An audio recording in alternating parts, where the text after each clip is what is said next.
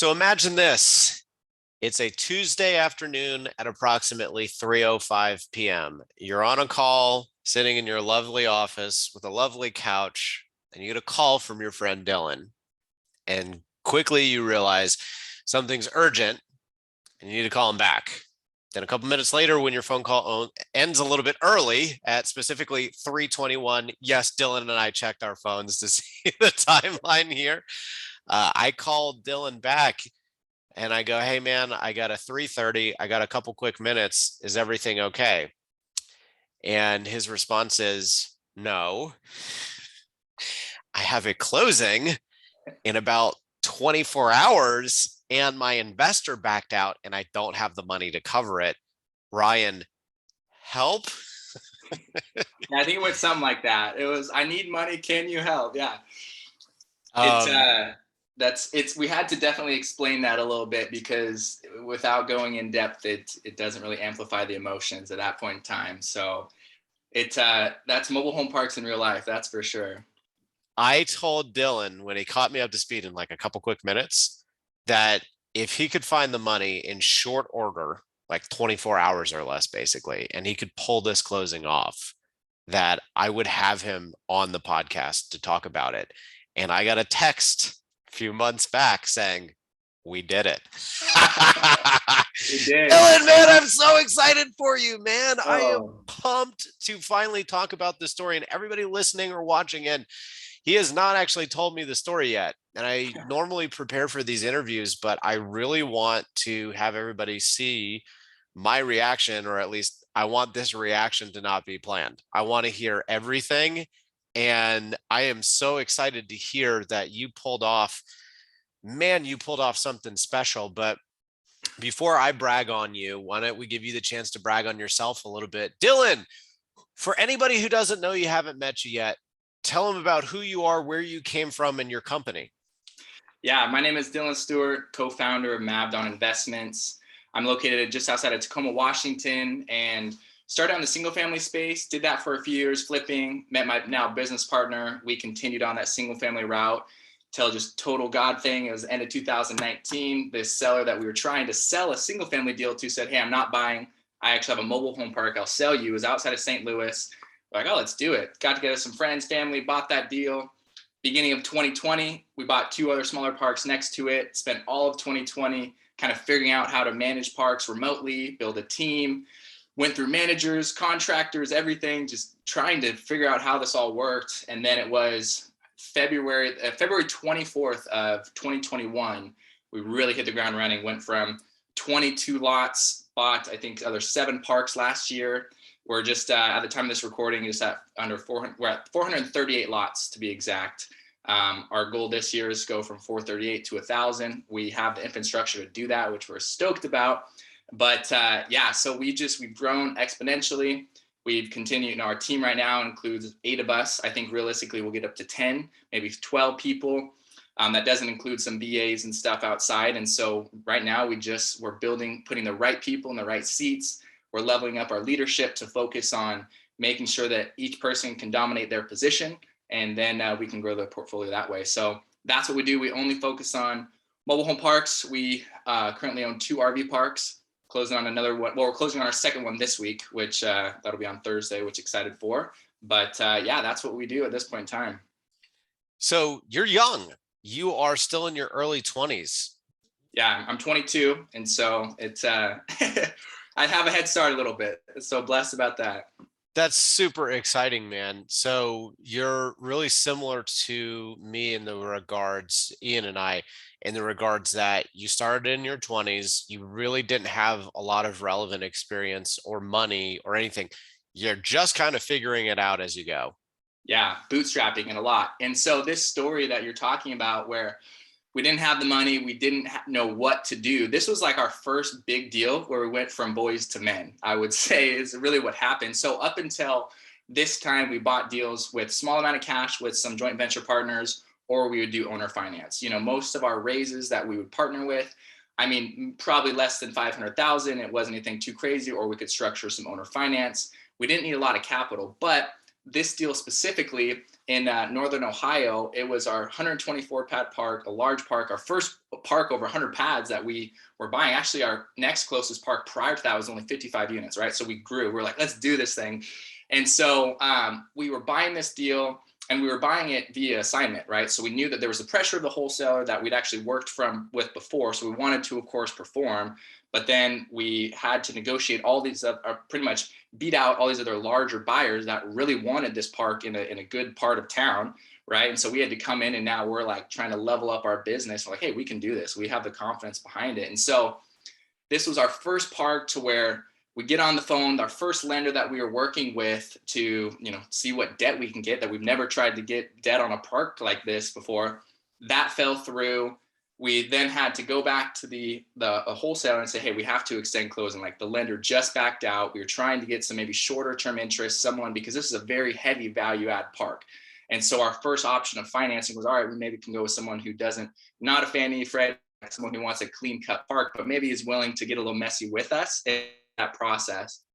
So that lender backed out. We had to go back to the seller and extend closing one other time. And then we found a lender that would work with us. Next thing I was like, all right, great. We need $50,000 of lender fees and all of this stuff, good faith deposit to move forward. And we're like, oh my gosh, wow, like, this guy's mean business. Like, what is going on? We're like, this is what we have to do. And so it was like, we didn't have those funds at that time. And one of our partners were like, hey, like, we can split this with you as another joint venture partner on this project that we're going forward with. Like, hey, we'll go halvesies on this 25 each. We'll move forward. We'll go with the lender. And so fortunately, the lender's like, all right, yeah, we'll move forward. And we did end up closing with them. It wasn't a scam, nothing crazy like that, which we were thankful with. And they're like, okay, great. Well, now appraisals are backed up. And, during the midst of COVID, everything's going crazy. And we're like, we just got on our knees begging the seller to let us extend a little bit. Now we know that in the back of our head, we have to extend again because the appraisal is not going to come back in time. And this seller is not going to be happy. He's very cut and dry. He's not, this was the only park that he owned, and he was in insurance and just he wanted to get rid of the park. And he was just black and white, didn't want to mess with anybody who couldn't perform, all cash. And so that was the other issue, is initially the contract was presented to the seller as cash. And now we're coming back and saying, hey, actually we need financing, which when you're buying on assignment, it is what it is. And so we had to overcome that hurdle with the seller as well. And so it just continued to stretch things out. We had to push back as the lender was getting involved and the appraisals were going late. And then the lender's legal team was backed up and they were pushing back closing. And now we're like, all right, we have non-refundable earnest money in, which I think before we initially got the contract, it was $20,000. We're like, okay, that's non-refundable. We have $50,000 in lender deposits, good faith deposits. That's non-refundable at this point in time. And we're like, this seller at any point in time can just say, no, screw you guys. I'm going to go to this guy who now he's saying is offering $200,000 over what we're asking. And we could just lose this deal if he doesn't accept our extension. And so we're getting down to the final closing, right? Ready to close. And this is where we're still, we had just got back the appraisal, I believe. And we had one lender that was committed, but his funds weren't in escrow, right? And so he wasn't fully committed. I believe off the top of my head, it was $250,000 that he was going to be bringing to the table, right? And so it was a large portion of the equity we needed to raise. And last minute, he's like, hey, I'm just not comfortable, not going to move forward with this deal. And we're like, oh my gosh. So now we have the wholesaler's time, the seller's time, the lender's time, the mortgage broker's time, the appraisal's time, our investors' monies that's non-refundable alongside ours. And now, we're $250,000 short. And for us, for some funds, they can make a few phone calls a day, get $1 million. It's no big deal. For us small guys, it's like, man, we've already really kind of squeezed out all of our relationships to move forward with our previous deals, let alone raise capital for this one. And that's just the reality of where we're at. So of course, I called up Ryan and I said, I was sitting in my desk on that Tuesday and I was like, oh my gosh, we are $250,000 short. We have a lot of non-refundable money. What are we supposed to do? And it's like all of our relationships are pretty much tapped out at this time. Otherwise, we would have been fine getting the funds. And so I'm like, who can I call? Not in the sense that maybe they have the money, but maybe they can at least give a pep talk, encouragement, or maybe have some funds as well. And so of course, I called Ryan. I'm like, man, every time I spoke to him, he's been encouraging. Maybe he could have some advice. And so I called you and you gave some encouragement. And like you said, you're like, dude, this is just part of the business. You got this. You can do this, move forward with it. It just is what it is. Right. And so, and now here we are, right? We closed on the property, but so we called multiple people. And like I said, that was on a Tuesday. So first and foremost, we had to now, of course, deal with the seller because we wanted to have time to extend closing, because in addition to getting everything ready, we lost the investor, which was horrible, and the bank still wasn't ready. So we kind of had to now, oh my gosh, we have all of these components. And so spoke to some other people in our corner, and this, like I said, this was one of the hardest sellers we had ever worked with. He was not going to be flexible like some sellers are. So we had to get extremely aggressive with our non-refundable earnest money to really entice him that, hey, we'll put our neck on the line, knowing that we can perform. And so what we ended up doing with some assistance from our legal counsel is we said, for each week that we don't close, because we are already, I think, 30 or 45 days past what we initially were. So now we're trying to we had to buy ourselves more time.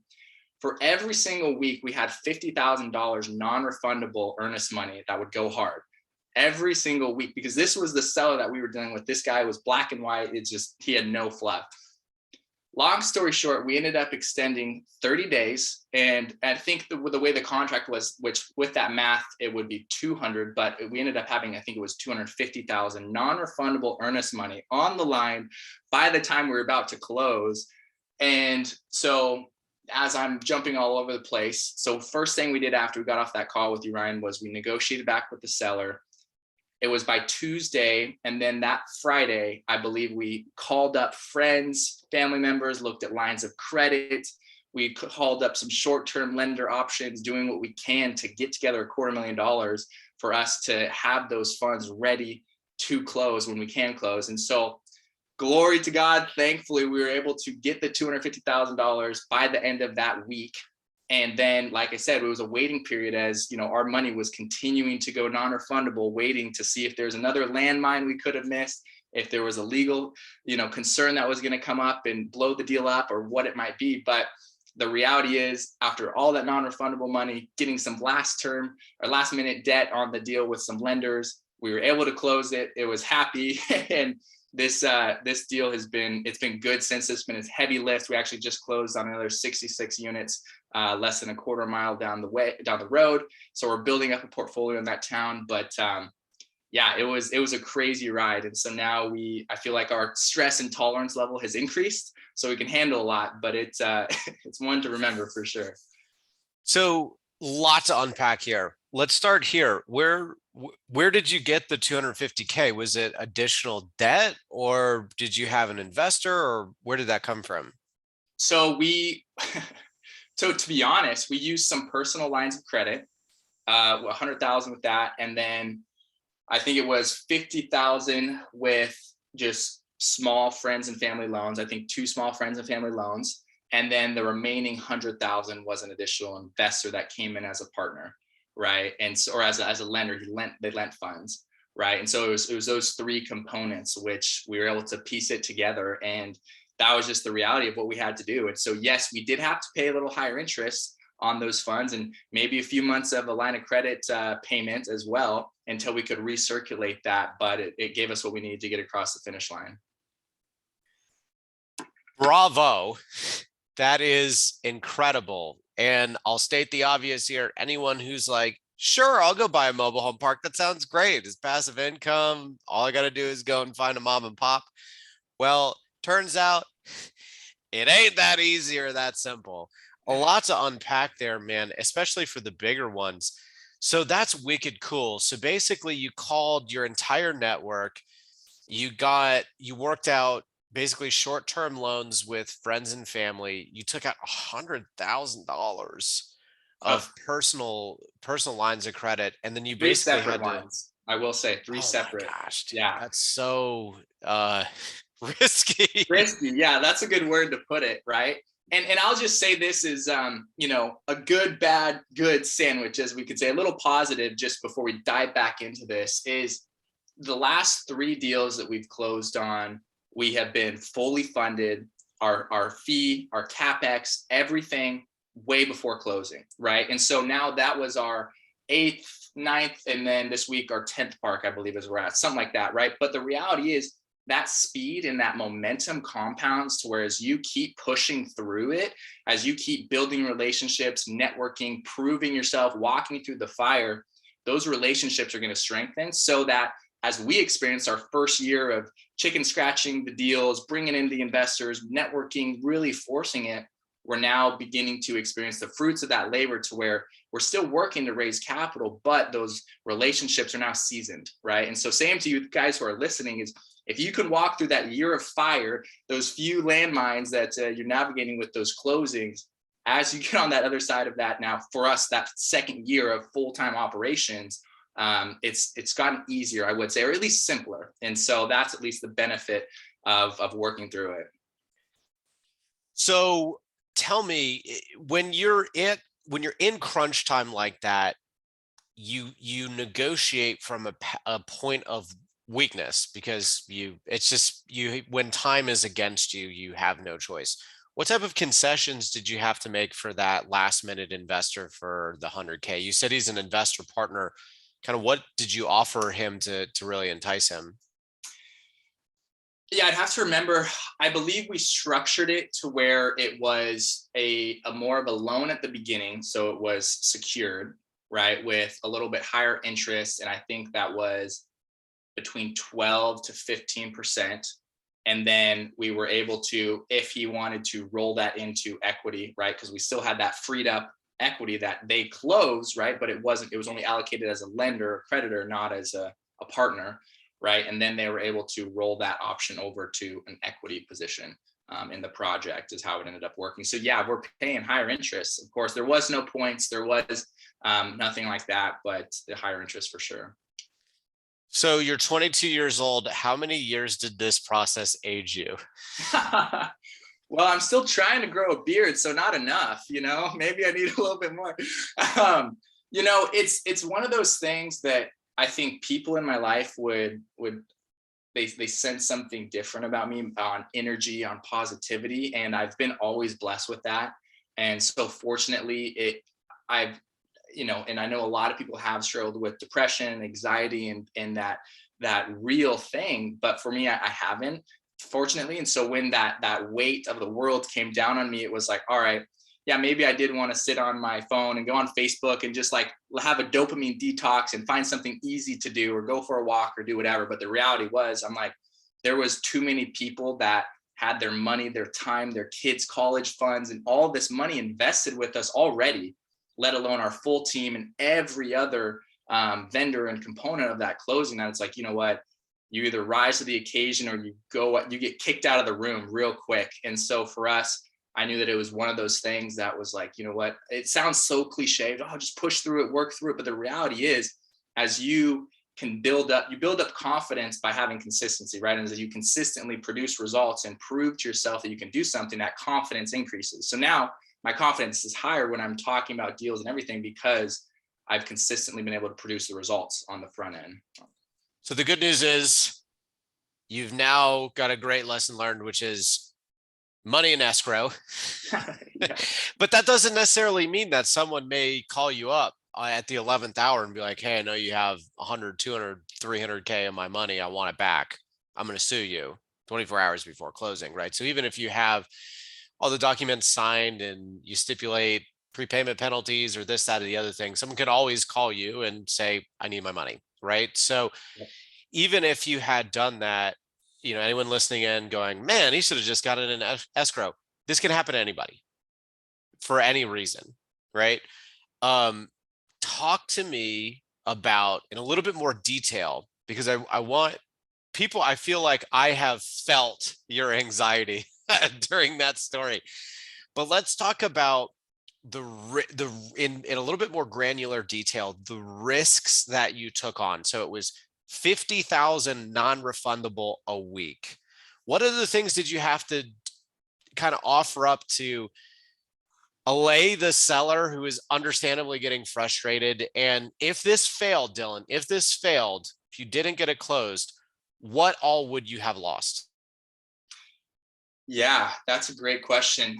And the reality is I want to eventually touch on sales and negotiation on how that conversation happened with the seller, because I feel like that played a big component of it as well.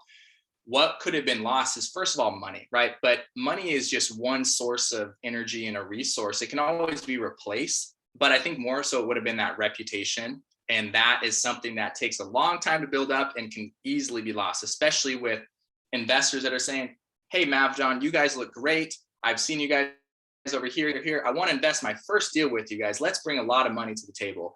Oh, wow, that's great. Thank you guys. But now, hey, by the way, we can't close on this deal. The money that you invested, right, is now partially, it's non-refundable, right? Whatever that is. So there was that reputation on the line that we did not want to lose.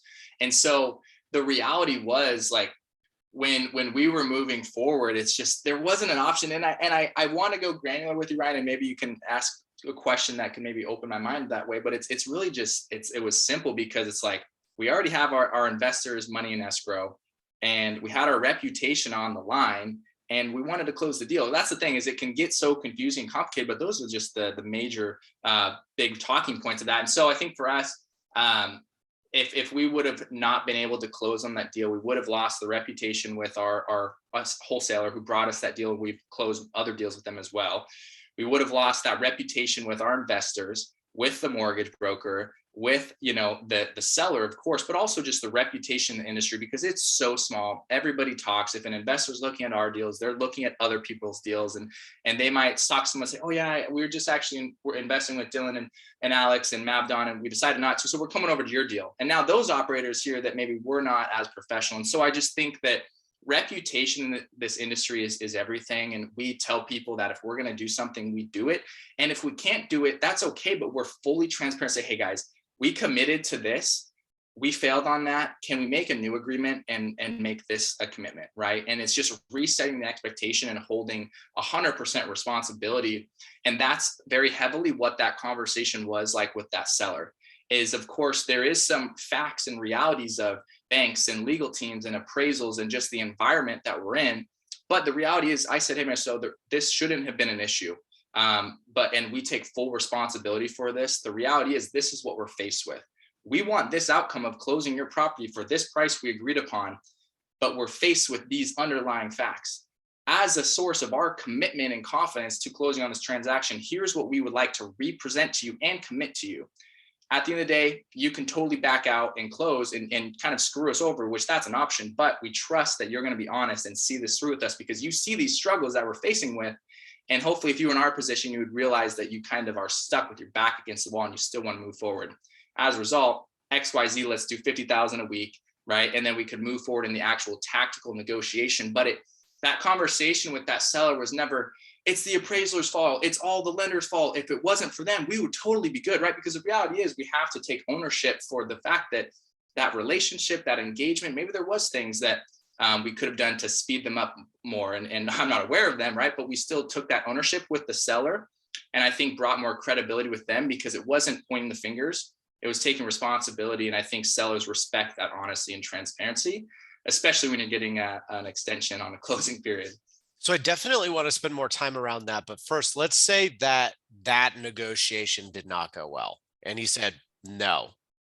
How much are you out? 250K, 500K? Well, at that time, what was non-refundable was 70,000 at that time. And so we would have lost 70,000, which was our funds. And part of that was some of our investors that were joint venturing on that project. So your investors you would have had to go back to your investors and say, hey, you gave us X amount of money, assuming that we were going to buy a property with it, and we didn't. And now I can't give you your money back. Exactly. It would have been a horrible conversation, but their money would have been lost in escrow, non-refundable to the seller and to the lender as well. Yeah. Exactly, which we didn't want to have that conversation. And like you said, when you're negotiating from a place of weakness, knowing at any point in time, this seller can say, no, I just don't want to do it. It's how do you come across not being naggy or needy, not being desperate, but still upholding that confidence, right? When I'm 22 years old and this seller is probably 53 and he's been in the industry for a long time, and I'm just this young kid trying to negotiate. He doesn't know that, right? But I still have to overcome those mental beliefs and barriers in my mind as well. Yeah, listen,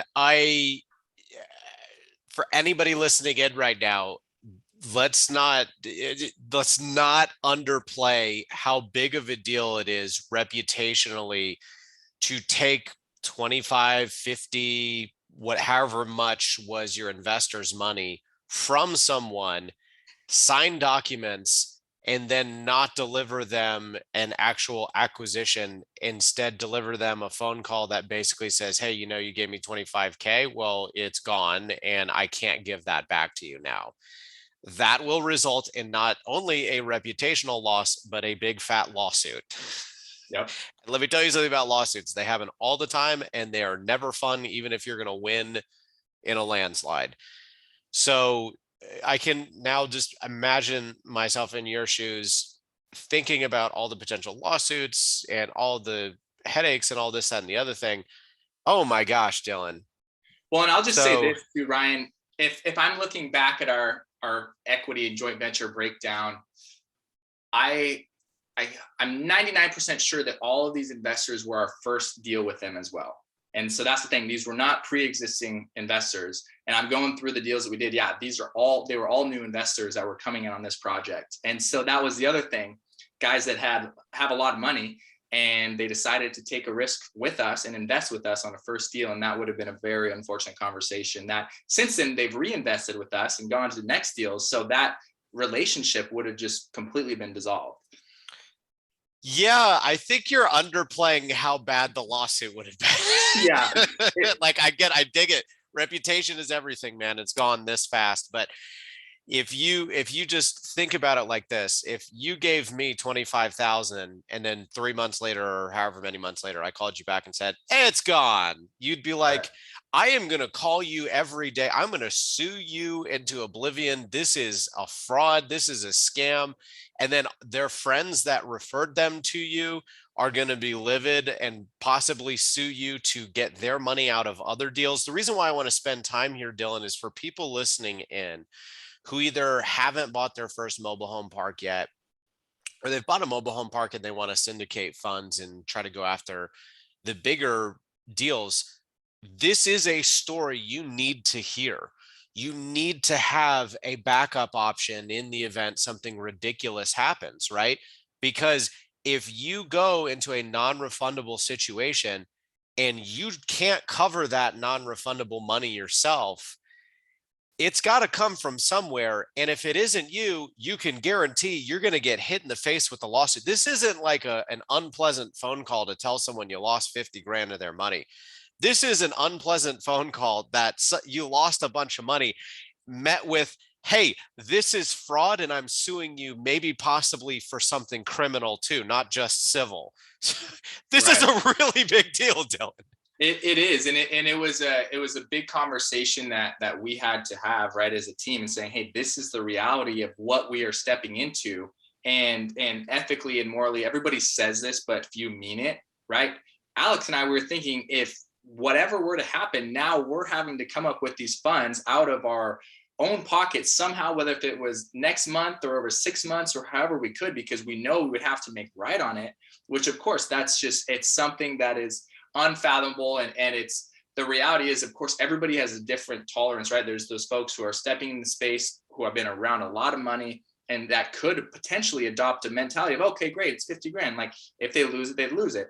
There's the other side, right, where someone's maybe not from a lot of money, they're new to this space and they're holding on to it greatly, but then same thing, oh, if they lose it, they lose it. But the reality is everybody still has to put in work and effort. And we have that conversation with our investors saying, hey, this could be your kid's college fund. This could be your part of your retirement. You're cashing out a 401k or an IRA, like stuff that you could have worked 10, 20, 30, 40 years for that now you're entrusting us in. And it's a massive deal that, of course, you look at sales and negotiation tactics and trying to raise capital, that it's so simple.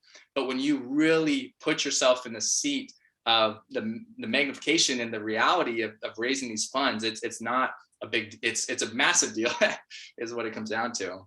Yeah, $50,000 for me may be different than $50,000 for someone else, may be different than $50,000 for another person. So in other words, even though the volume of currency is identical, what comes with that isn't necessarily identical. And I think that's a big point I really want to make sure everybody listening in thinks through when they go to raise money. Just because someone says they're in, just because someone wrote a check, doesn't actually mean they're going to stick around or be around in crunch time. Does not necessarily mean when things go wrong that they're well after closing, that they're not going to come back and haunt you some way, somehow. So you've got to be really, really careful when you're raising money for a whole slew of reasons.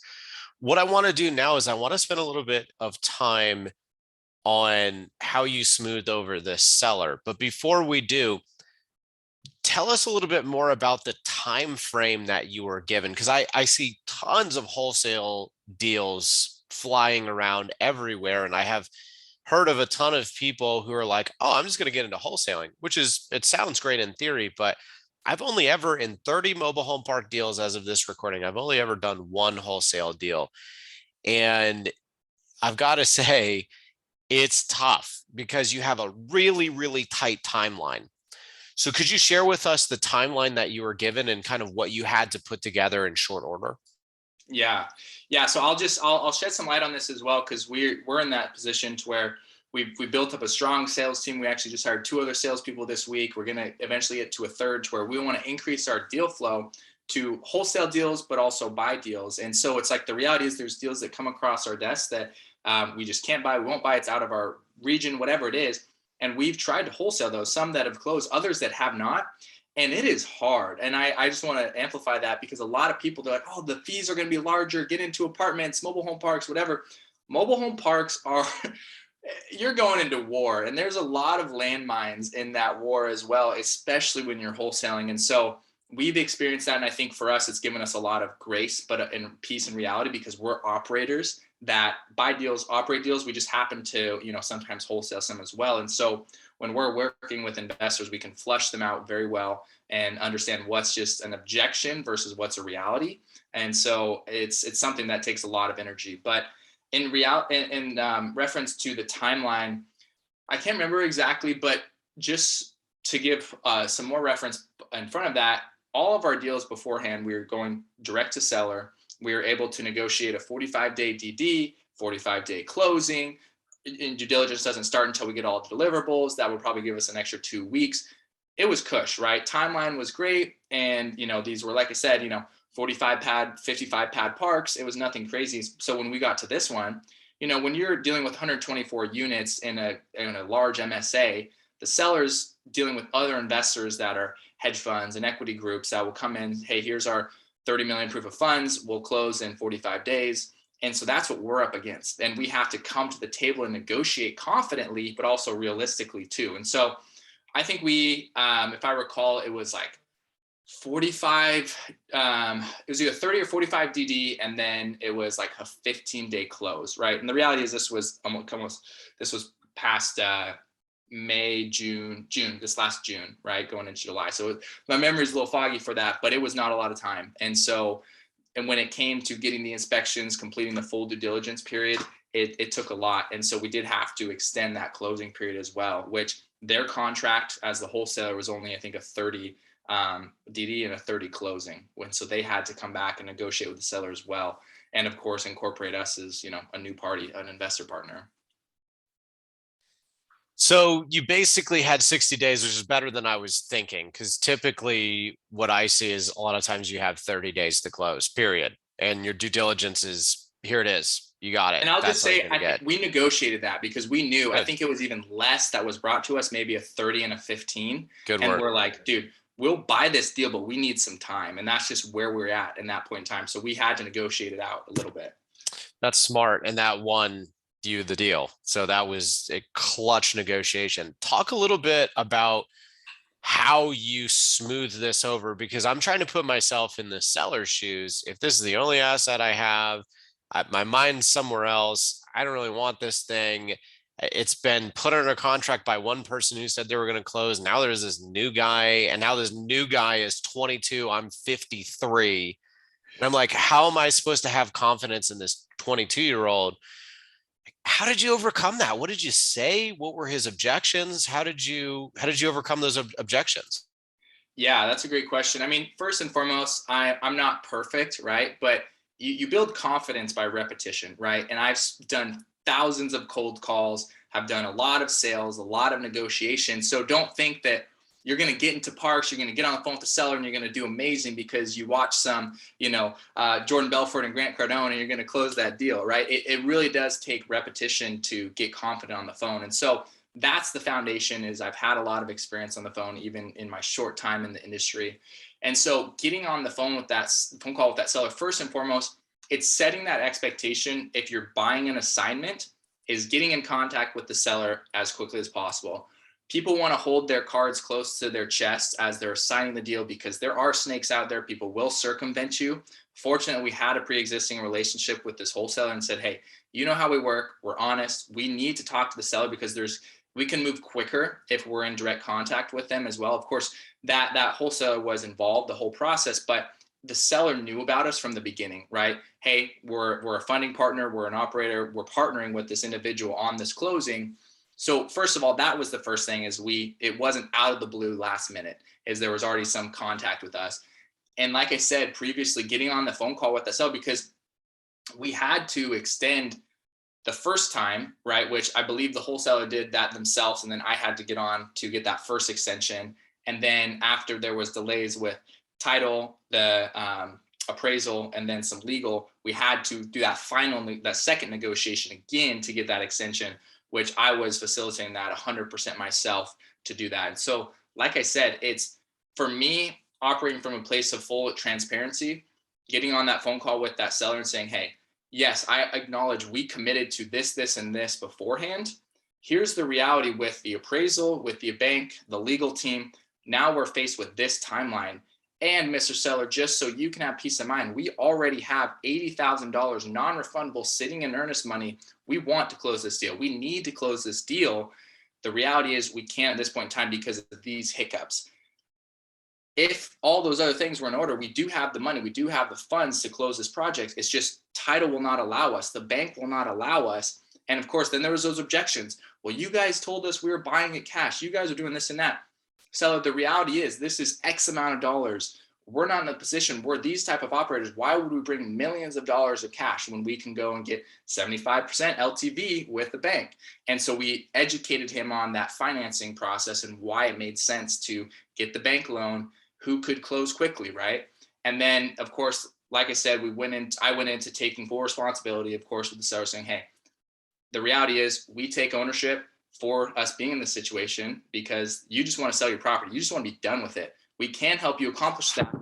But if you are to go with this other group that's offering you $200,000 more, why extend that timeline? Why would they tell you? They of course want to tell you they're offering more to get you to sign the contract before they visit for DD and negotiate $150,000 off. 90 days down the road, Mr. Seller, you're in the exact same situation, more frustrated, more drawn out with a property that still hasn't closed yet. Give us an extra 30 days, put $50,000 a week in your pocket, Mr. Seller. And of course, our neck's going to be on the line. We will get this done. Otherwise, you can walk away with that $250,000 and go back to the other group and maybe get some more money from them. Can you at least give us 30 days with these terms? And we went forward with the seller that way. And so that was a 20-minute conversation, of course, but those were a lot of the main points. And I heard in sales to always take the skeleton out of the closet and make it dance, right? That every time, like there's a closet in my office, right back here, there's a closet in the back that the seller's thinking of what's in there. But if you just open the doors and say, hey, this is the reality, this is a possibility, this is what's going on, you're diffusing their objections with honesty and it opens a conversation. So of course I'm going to acknowledge everything, other groups, other options. He could keep the property himself. He can do whatever. I'm going to acknowledge all of those things on the phone to reinforce why he would want to still work with us. Because if I don't acknowledge those things, he's going to let them think in the back of his mind and they'll come up as objections down the road, when we can just take care of them now. So to wrap up, it was a lot of selling. A little bit. Lot of selling. So there are a couple bullet points I wrote down that I want to just hit real quick. First and foremost, having the lender relationships up front would have been huge because it sounds like you had a relatively speaking tight runway and some of those lenders did not work out. So the good news is you got your list, you're ready to roll. And one tough thing that I will share that I haven't really had a lot of trouble with because I've kept a really tight geography. I live in Charlotte, North Carolina. I only buy within reasonable driving distance, and most of my lenders will follow me. You guys take a more shotgun approach across the country. You're in Washington. This was in Ohio. You have stuff in other states. It can be really difficult to get a lender on smaller opportunities to cross state lines. So it's a bit more of a chat. So I want folks to know that what Dylan had gone through and what he goes through, it just shows the importance of having a network of lenders, because it's more challenging when you're taking more of a shotgun approach and you don't live in the state that you're buying in.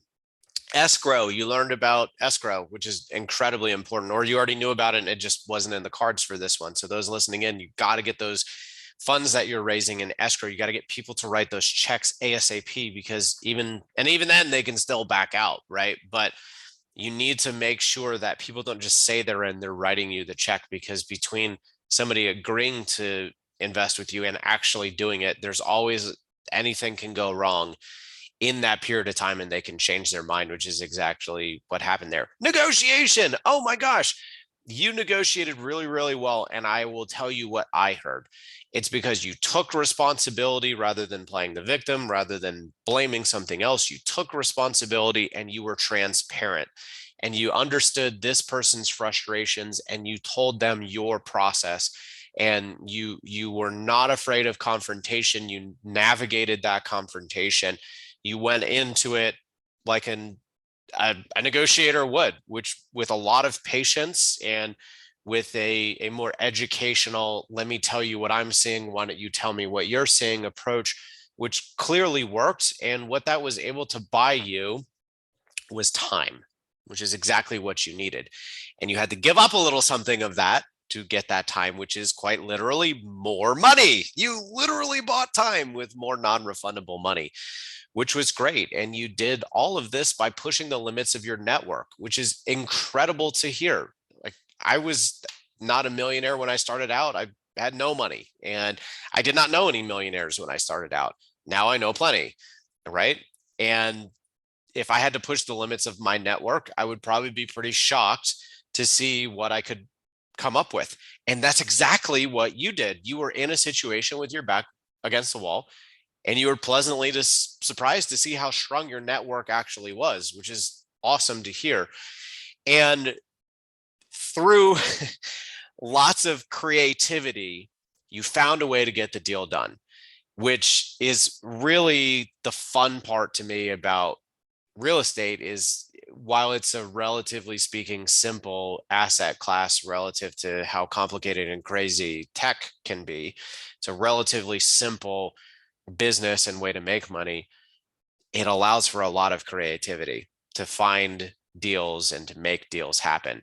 And above all, beyond lots and lots and lots of selling, there was also lots and lots and lots of anxiety and interest that you had to pay. So for those listening in, if you are not walking away from this going, oh my gosh, that sounded like an absolute nightmare, Dylan, was that not an absolute nightmare that thankfully had a happy ending? Yeah, it was definitely, I had my time of venting and walking and praying and talking to my wife, and just really looking at the horizon of, wow, this is in front of me right now. This is what I'm faced with. And that's just the thing, is like, this business, any business, is stressful. It's overwhelming. It's a lot of responsibility dealing with residents, the cities, the banks, the investors, your partners, your team, everything. And I think so many people, especially men, historically speaking, put that strong turtle back on that shell, and they're all fine, and they're not vulnerable, right? But when the reality is, you still,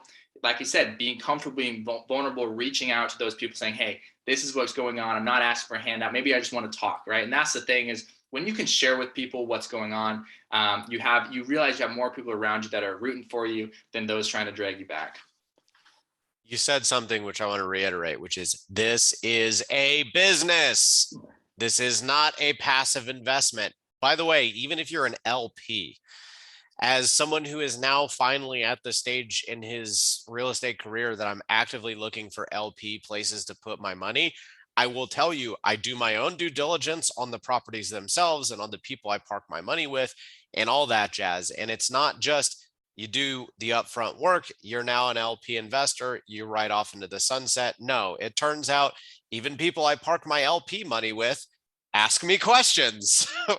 Even though I don't have to deal with the day to day, I'm still actively involved. And you should be. You shouldn't ever park your money somewhere, watch the money hit your bank account and think everything's okay. So whether you're a GP or an LP or some combination of the two, this is a business. You should not just blindly trust someone. You should do your research and make sure you know what you're signing up for. Dylan, the story was awesome, man. I am so excited for you. You are 22 years old and you have a long career ahead of you of very, very many bright moments. If you have at this age got through that, man, the ceiling is limitless for you. I am so proud of you. I'm so pumped that you are willing. By the way, thank you for coming on here and sharing your story. Dylan, if you don't have any other last thoughts, how can people find you? How can they get a hold of you? Of course. Yeah. Well, thank you, Ryan. I appreciate that. As I messaged you the other week, I appreciate the environment, the ecosystem you create for just park operators to communicate and network. Leverage that resource, guys. And I just think my last thought is this is a business. Treat it like a business. So many people, of course, you have to start out bootstrapping it, but realize if you can't document it, you can't create a process around it. You have to document it, create a process around it, and be able to duplicate it, right? And we are in that phase right now to where I don't care if your goal is to have 100 lots and run that park. Still, you're going to deal with turnover. You're going to deal with bringing on team members, everything like that. Spend the time on the front end. When you hire someone, document every single process, create frameworks so that they can operate and thrive in your company, so that if there's ever turnover, it's simple to replace that person and grow your team. Because I'm telling you, if you don't do that, you're going to be the one responding to every single call, every single plumber, every single issue in the property, which if you really want to run a business, Jeff Bezos is not dealing with that. He's built processes and systems through his company, so it's replicatable. So I encourage you guys, no matter what scale you want to go to, build those processes, systems, and make them replicatable. That's just my last thought, because I love systems and process. That's what I do a lot of the time. Of course, you guys could reach out to me. I'm on Facebook. We have our Elite MHP investing group, Facebook group as well. We have our website, mavdon.com. You guys can reach out. Love to network, chat, and be a resource however we can. I'm going to drop all of that in the show notes. Everybody, thank you for tuning in. Reach out to Dylan. He is an awesome guy, great energy, lots of character. By the way, as you can tell, for having gone through what he went through and still maintained a champion's attitude about it. So worth meeting this guy. Dylan, thanks again, man. That was awesome. Thank you, Ryan. Take care. Take care.